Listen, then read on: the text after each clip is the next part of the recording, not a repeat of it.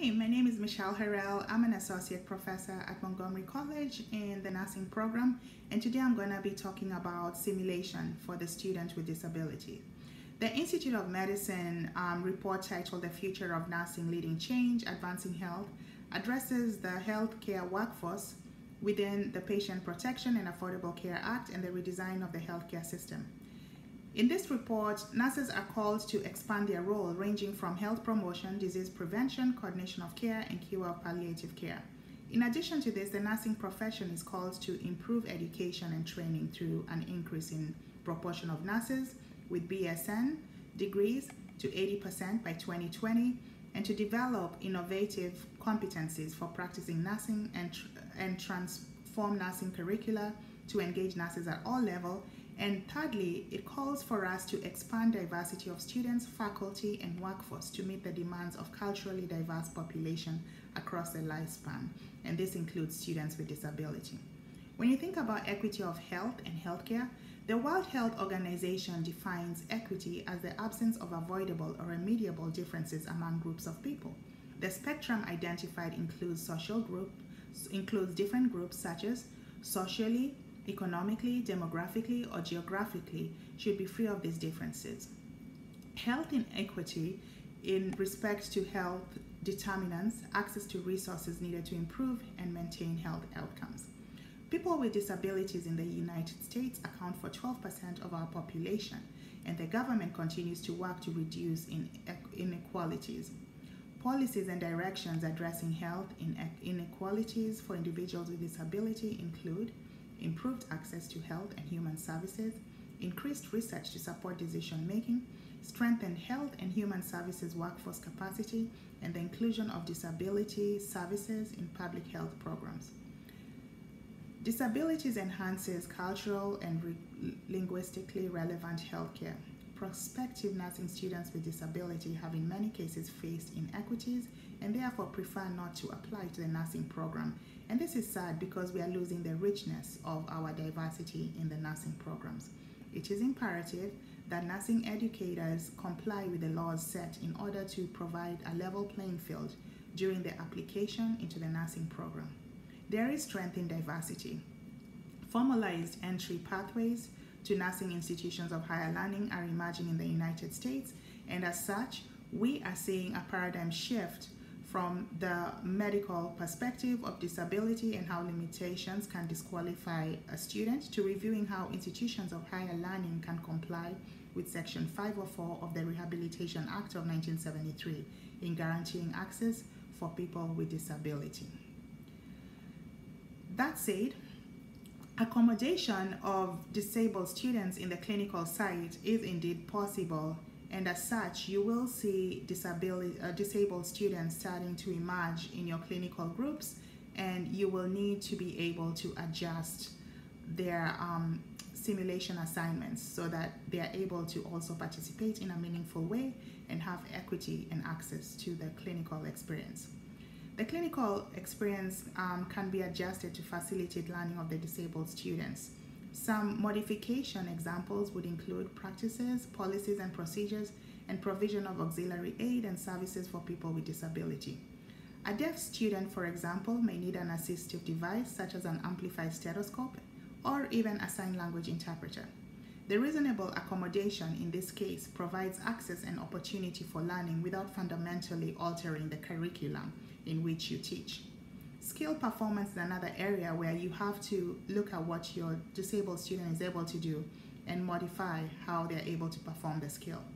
Students with disabilities might need modification in performing skills.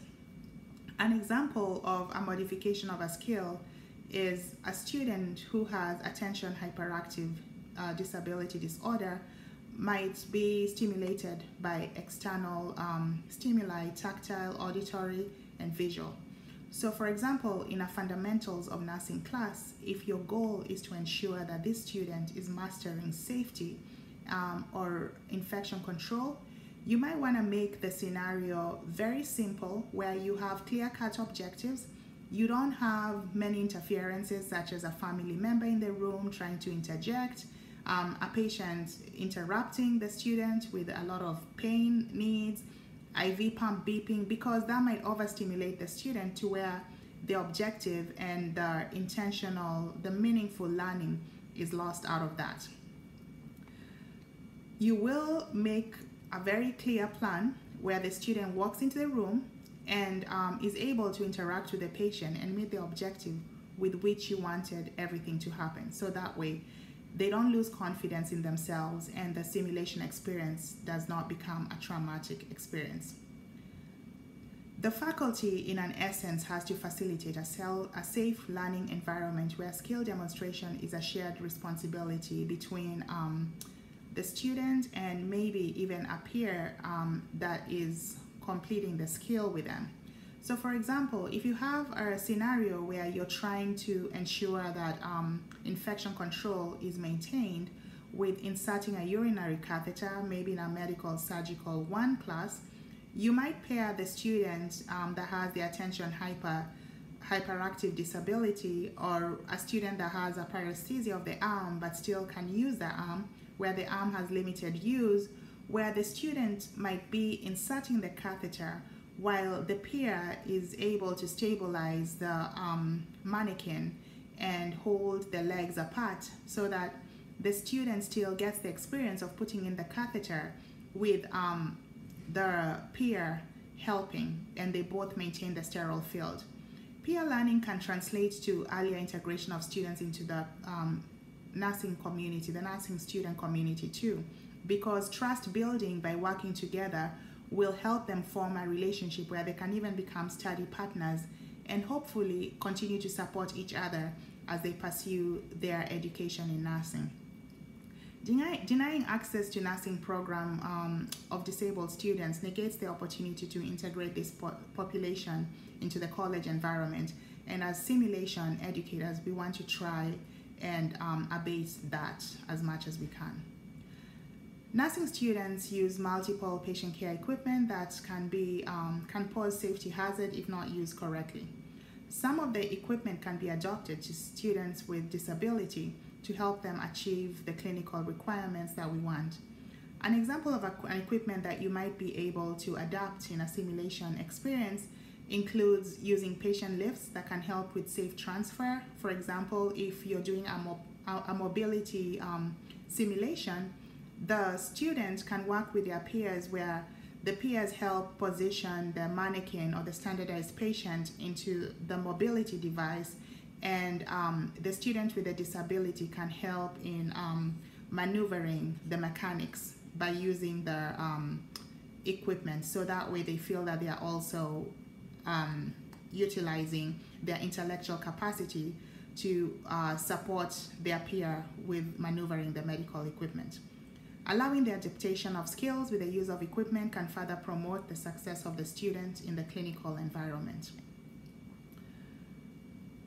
So another thing that you might want to do is be very conscious with your pre-briefing, because in pre-briefing you can in an essence capture a lot of the anxiety that a student with a disability might have. So you want to make sure that you're giving very clear directions. So the pre-work that the students do before they even come to school on simulation day has to have clear instructions and directions of where students have to go do some reading and preparation in order to come to class for simulation. Once they arrive in class for simulation, you want to make sure that your pre-briefing is very clear, and not advocating for you to give the entire simulation scenario that will be done, but your instructions need to be very clear so that the student understands exactly what it is that is expected of them. Cognitive learning strategies are those tools that learners use in order to be more successful in school. So for the student with disability to be successful, you might want to look at the individual's different style of learning and also help them develop their learning modes so that they can be successful. You want to use strength-based accommodation, meaning if you find that your student maybe has a paresthesia, you want to make sure that you zero in on their strengths so that when the scenario is happening, they feel like part of the team.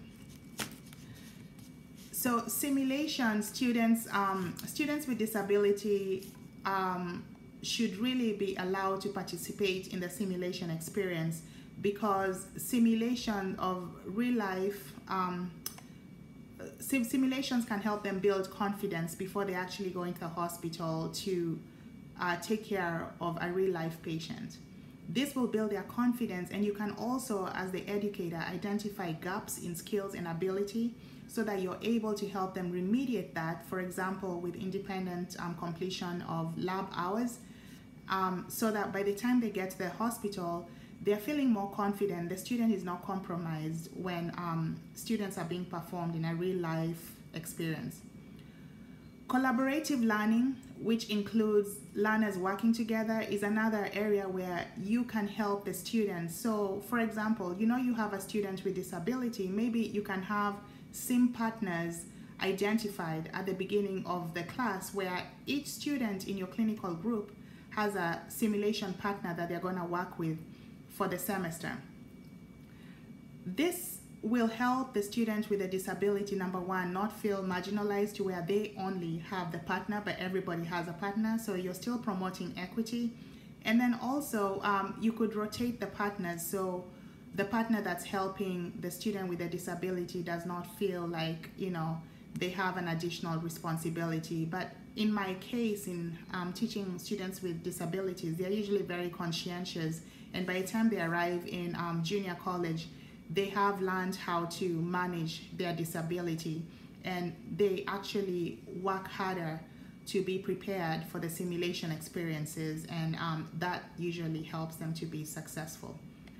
Ensure that you are staying in touch with the student's counselor in DSS, so that you're able to identify any concerns that they might be communicating that they might not necessarily have told you, and also if there's any tools and resources that the students can learn from, any adaptive equipment and resources that the students might benefit from, so that they are able to be successful in the simulation.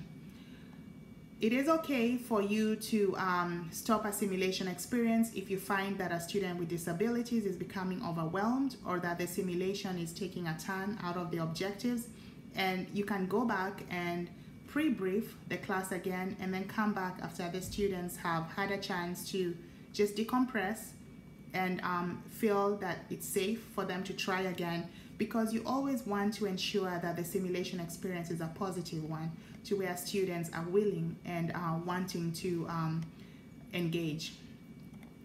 It is very important that technical standards that are required for your simulation experience are identified early, so that students are able to get the accommodation that they need. If you have any concerns about the student's ability to perform the skills, it is important to have an honest conversation with your program chair or your nursing school director, just so you're able to see what is your right and left limit, so far as ensuring that you're able to support this student.